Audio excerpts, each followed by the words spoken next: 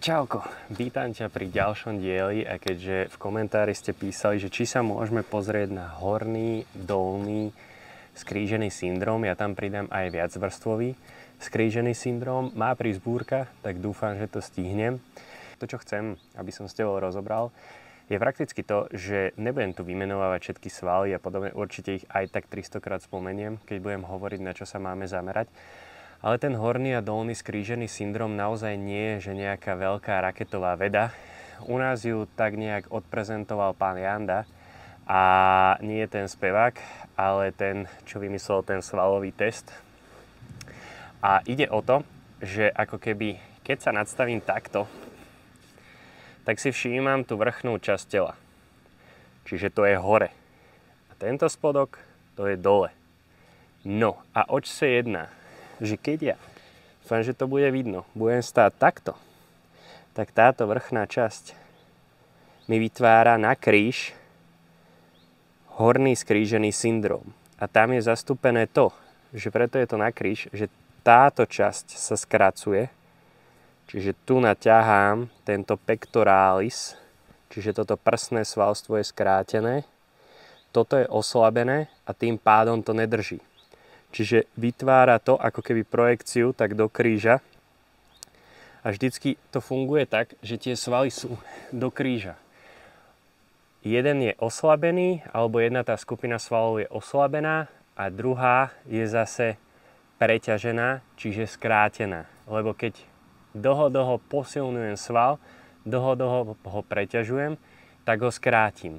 A v našej dobe často teraz vzniká to, že práve táto časť týchto svalov sa skráti a tým pádom táto, ktorá je oslabená, tak nedrží ten chrbát vystretý.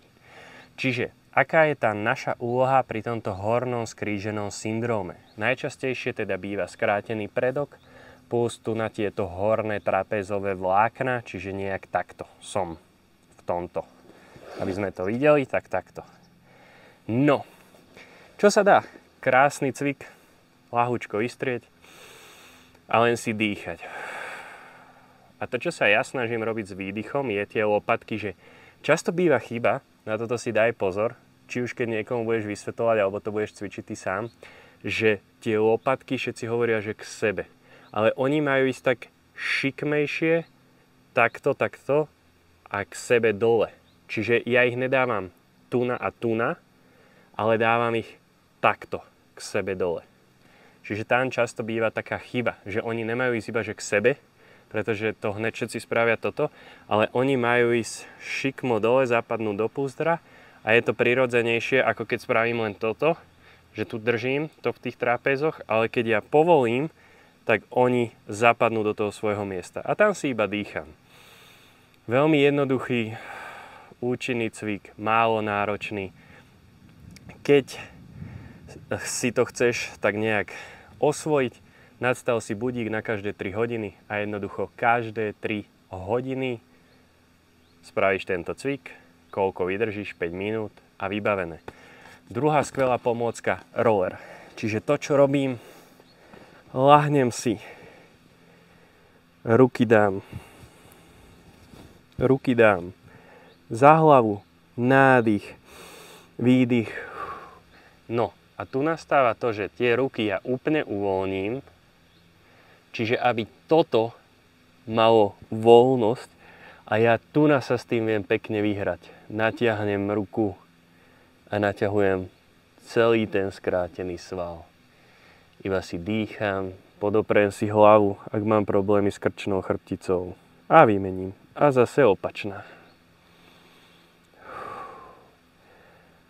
To, čo viem ďalej, túto cvičiť, je to, že keď som prehnutý vzadu, tak ja teraz aktivujem ako keby znova tie lopatky dole. Čiže ja sa prehnem sem a teraz aktivujem tie lopatky. Čiže nie len k sebe, ale šikmo dole.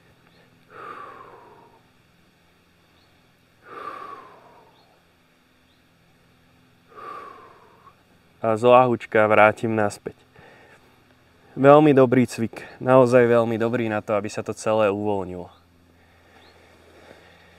No. Ďalej, to čo viem spraviť, je znova využiť vlastne to cvičenie, čo už sme aj niekedy robili s rollerom. Ruka dopredu na 4 a klesám dole a naťahujem. Vlastne naťahujem celý ten prsný sval. Šup. Šup. A vymením.